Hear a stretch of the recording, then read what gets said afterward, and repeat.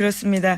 청와대가 오늘부터 또 이틀 동안 비서실 사무실을 대대적으로 조사하기로 했는데요. 박근혜 정부에서 생산한 문서나 메모 등 자료가 있는지 추가로 확인하기 위해서입니다. 수석실, 비서실별로 캐비닛, 사물함, 책상 등을 꼼꼼하게 조사하고 있다라는 겁니다. 보물찾기를 시작한 것이 보물찾기. 이게 청와대 내 이 경내를 들어가 본 적이 없어서 저는 도대체 이게 그렇게 보물찾기 할 정도로 꼬불꼬불 이 이상하네요, 그죠? 네, 허가받지 않은 공무원은 들어갈 수 없는 곳이니까요. 저도 추측이 되지 않습니다. 도대체 이런 자료들이 몇 달이나 있다가 더군다나 완전히 다 삭제하고 다 뭐랍니까 그거 문서 파쇄기. 디가우징. 예, 디가우징은 이제 전산 장비를 못 쓰게 한 것이고, 예, 이런 종이 파일들은 다 파쇄기로 파쇄한 것으로 그렇게 추정 당연히 했었는데 뭐 이렇게 남아있다니까 신기하네요. 자, 이 얘기는 어쨌든 근무해 본 적이 없는 사람들끼리 얘기해봐야 소용이 없고 근무한 적이 있는 분에게 들어보기로 하겠습니다. 신기하긴 합니다. 네. 캐비넷을 안 열어보고 나왔을까요? 자기 캐비넷인데. 희한하네요. 네, 뭐 이렇게 어제 청와대 관계자는 밝히고 있는데요. 대다수 열어봤는데 사각지대에 있었던 구역이 있으면 이번에 조사해보라는 거다라는 겁니다. 그러니까 사각지대라는 게 참. 어쨌든 이런 걸 득템이라고 하죠. 득템. 보물찾기에 들어갔습니다. 자, 다음 뉴스는요. 네, 정유라 씨가 지난달 검찰 조사에서 한 말이 크게 화제가 되고 있습니다. 채널A가 한 보도인데요. 최순실 씨의 비자금을 언급한 겁니다. 최순실의 비자금은 장시호가 숨겼다면서 지금은 어디에 있는지 알 수가 없다라고 진술했다고 합니다. 예. 제가 그랬잖아요. 돈이 뭔가 연루됐을 거라고. 사실 장시호 씨가 검찰 협조에 적극적이다라고 하는 뉴스 처음 나왔을 연초에도 이건 돈 때문일 수 있다라고 하는 개인적인 추정을 했었는데 그런 가능성을 살펴봐야 된다고. 그러니까 최순실 씨가 이제 맡긴 뭐 처리를 부탁한 어떤 자금을 최순실 씨가 오래 감옥에 있고 본인은 빨리 나가면 본인이 챙길 수 있지 않겠냐 하는 뭐 그런 가능성을 따져봐야 될 거라고 제가 얘기했었는데 지금 이게 이제 정유라 씨가 한 얘기잖아요. 네, 검찰에서 직접 한 진술입니다. 네, 정유라 씨가 엄마 비자금을 언니가 숨겼다라고 말한 거잖아요. 네, 사촌 언니가 숨겼다는 거죠. 저는 이렇게 된 것 같아요. 그러니까 장시호 씨가 정유라 씨에게 우리 세대는 박근혜 전 대통령에 충성할 이유가 뭐냐. 우리 먹고 살 길 찾아야 된다. 이런 얘기가 있었을 것이고 그러자 정유라 씨가 엄마 최순실에게 돈을 요구했을 가능성이 있죠. 이제 자식도 키워야 되고 돈을 달라. 그래서 변호인이 이제 살모사라고 엄마를 죽이는 뱀이라는 뜻이죠. 살모사라는 건. 실제로는 그렇지 않아요. 잘못된 지식인데 어쨌든. 그런데 이제 최순실 씨는 생각해 보니까 이게 장시호 씨하고 꿍짝이 있지 않겠냐. 그래서 이제 되치기를 하는 거죠. 무슨 소리냐. 그 돈은 장시호에게 가 있다 이미. 그러면 이제 장시호 씨하고 정유라 씨 사이를 벌리는 거죠. 예.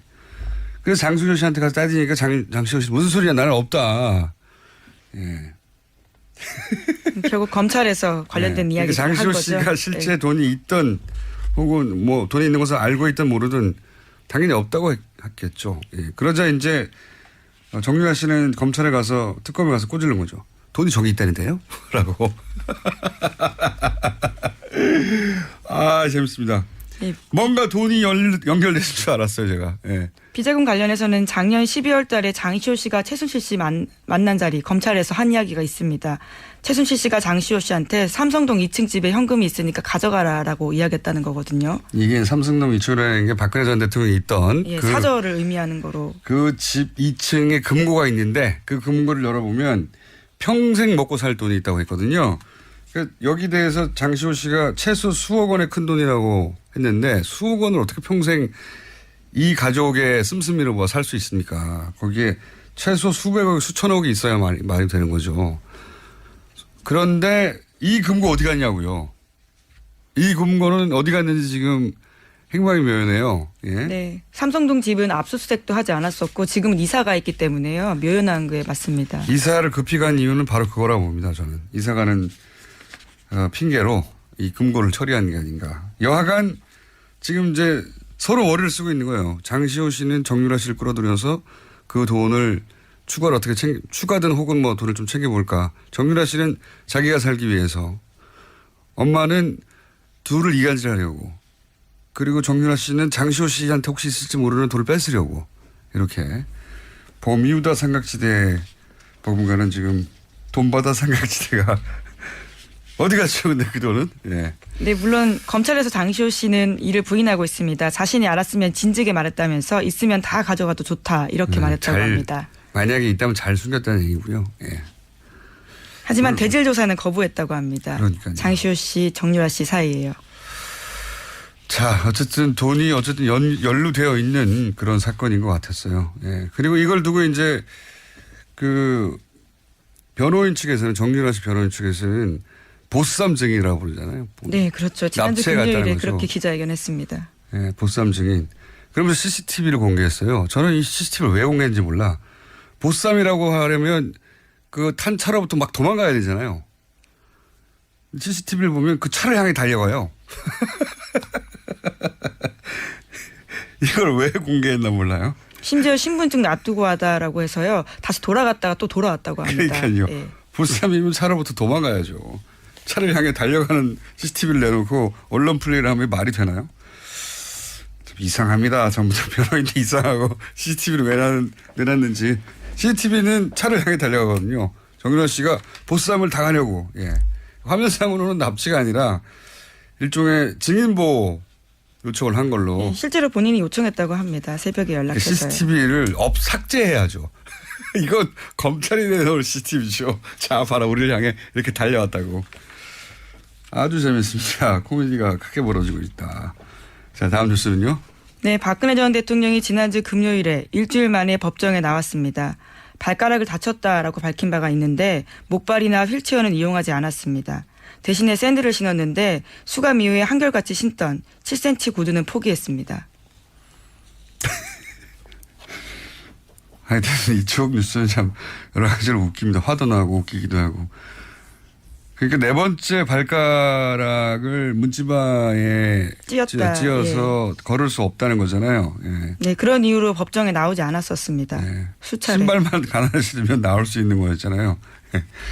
이건 안 나온 진짜 이유는 이제 이재용 부회장 재판 관련해서 최대한 미루려고 하는 건데, 어쨌든 아프실 예정이라고 하도 여러 군데서 얘기해서 다른 걸로 못 아프시고, 게다가 그 안에 의무실이 있단 말이죠. 예. 마음대로 몸 많이 아플 수는 없잖아요. 자, 어쨌든 샌들만 갖고 신었더니 나올 수 있었다는 얘기고요. 다음 뉴스는요. 네, 한국형 기동헬기 수리온이 부실덩어리 무기 체계라는 감사원 감사 결과가 나왔습니다. 한국 항공우주산업이 1조 3천억 원을 들여서 개발한 헬기입니다. 감사원은 특히 부실한 수리온을 실전 배치하는 과정에서 장명진 방위사업청장이 개입된 정황을 확인했습니다. 그래서 검찰에 수사를 의뢰했는데요. 장 청장은 박근혜 전 대통령의 서강대 동창생입니다. 그러니까요. 예. 방산비리인데, 방산비리가 이제 박근혜 전 대통령과 동기동창이고, 뭐 언론 보도에 따르면 도시락도 함께 먹을 정도로 가까웠다. 아주 가까운 사이였다는 거죠. 도시락을 같이 먹는다고 반드시 가까운 건 아니지만, 박근혜 전 대통령이 곁에 둔 사람이 별로 없었기 때문에 그것도 가깝다라고 이야기하는 게 아닌가 싶습니다. 어쨌든 뭐 그런 인연으로 별 상관없는 일을 하다가 갑자기 청장이 됐죠. 근데 지금 감사원 결과로는 부실한 상태의 무기를 실전 배치하는데 개입을 했다는 거잖아요. 네, 그렇습니다. 저는 방산비리를 극형에 처해야 한다고 봅니다. 예. 이건 여성분들보다 남성분들이 더 훨씬 피부를 느낄 텐데, 방산비리는 극형에 처해야 합니다. 네, 예. 안보에 있어서는 뭐 남녀 모두. 안보 문제가 아니고요. 예. 예. 그런 거창한 문제가 아니라 사병들이 이제 군대에 갔을 때 지급되는 무기라는 게 6.25 당시에 무기, 아유, 정말. 한번 다뤄야 되겠습니다. 이건 말이 안 되고, 그거 화가 나요, 이런 거는. 야, 여기다가 돈을 다 빼돌려서 이렇게 된 거구나라고. 예. 군 사병들의 환경은 정말 말도 안 됩니다. 예. 극형에 처해야 한다라고 저는 주장합니다. 다음 뉴스는요. 내년 최저임금이 결정됐습니다. 시간당 7,530원입니다. 올해보다 16.4% 올라서 17년 만에 최대 인상폭입니다. 월급으로 치면 22만 원 정도가 오르는데 460여만 명이 직접 혜택을 볼 것으로 추정됩니다. 그렇군요. 예. 문재인 정부가 공약을 했기 때문에 해야 하는 일이었고요. 근데 이제 이 일의 진척이 굉장히 빠르네요. 예. 얼마 안 됐는데 16.4% 인상하고 그리고 초과 인상분에 대해서는 정부 예산으로 지원하고. 네, 그렇습니다. 최저임금보다 훨씬 더 저는 개인적으로 눈에 띄는 것이 그러니까 5년 지금까지 5년이었단 말이죠. 예, 건물주. 예. 건물주가 계약갱신 청구권. 예. 예. 이게 사실은 그 소상공인들한테는 더 치명적이에요. 뭐 장사 좀 해보려고 하면 보통 1년 내에 쉽게 자리 잡기가 어렵고 이제 알려져서 장사 좀 해보려고 하면 5년이 한계이기 때문에 물론 뭐 건물주에 대해서는 5년 이상 계속 연장할 수도 있지만 보장이 안 되니까요. 그것 때문에